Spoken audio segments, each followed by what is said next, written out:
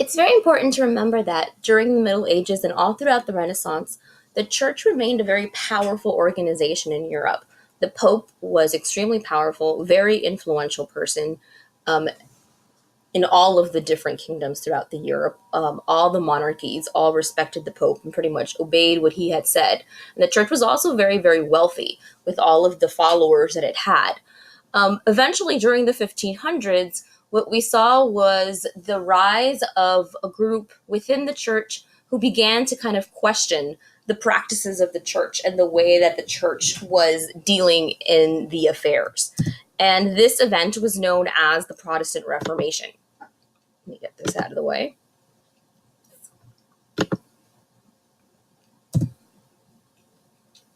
So the Protestant Reformation was first began by a priest from the church, a German priest, whose name was Martin Luther, right? And it first began because Martin Luther wrote down his complaints or wrote down what he saw wrong with the church and what's known as his 95 Theses, like a thesis statement, right? So these 95 complaints that he had, he nailed them on the front of the church where he was a priest in Germany. And this started a movement from different people throughout German cities and eventually throughout the rest of Europe, where people began to protest, right, the practices of the church. And these people were then known as Protestants because they protested some of the practices of the Catholic Church. One of the major influences of being able to spread these ideas was actually the printing press, created by Johannes Gutenberg. The printing press played an important role because they were able to print their flyers and their booklets, right, their pamphlets with these complaints, and they were able to spread these pamphlets throughout these small cities in Germany, and eventually it spread throughout the rest of Europe until the Protestant Reformation became a huge movement. And we began to see these reformers in different parts all over Europe, not just in Germany, but in France, in Britain. So the Protestant Reformation began to grow and grow. The French Protestants were known as Huguenots, so you might find that these Protestants in different places would be referred to as different names, but they were all these reformers of the church.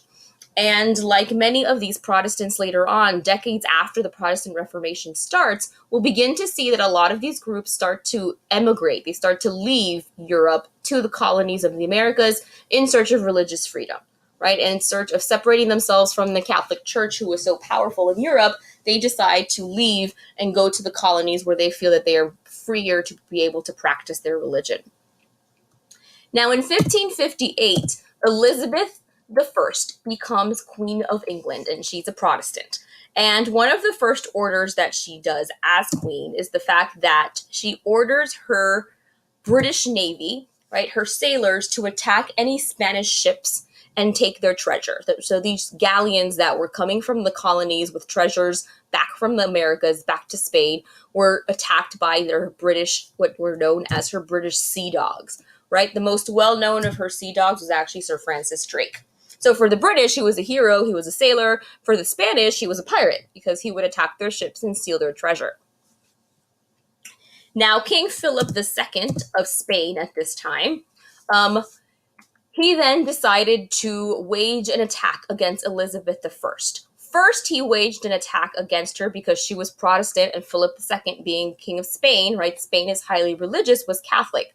So he ranged a counter-reformation, right, and trying to stop the Protestant Reformation from spreading throughout Europe, which was not very successful at that time. He also decided to send his Spanish Armada, which at this time was the most powerful navy within Europe, to conquer the English. However, it did not turn out as expected, even though the Armada was definitely larger and more powerful than the other European fleets. The smaller English fleet was actually able to defeat the large Armada in the English Channel. There's a lot of different reasons to this. It might come down to the fact that weather played a role, a little bit of luck, the fact that the British guns were a lot better, even though the Armada was small, the English fleet rather was smaller.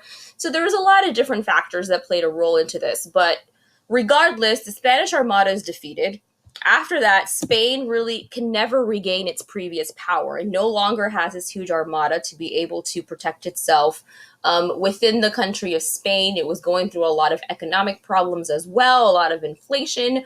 So they began to decline in power. And so what happens now is because Spain is no longer this huge powerhouse like it was before, other European nations begin to find a way to be able to go to the Americas, right? Spain no longer has this hold on the Americas like it did before, where it controlled the majority of the land. Now it's losing its power in these new colonies. So other European nations like England and France and the Netherlands begin to challenge Spanish power in the Americas, and now we'll begin to see the creation of other colonies in the Americas that are not just Spanish. We'll start to see the introduction of other European colonies because of this.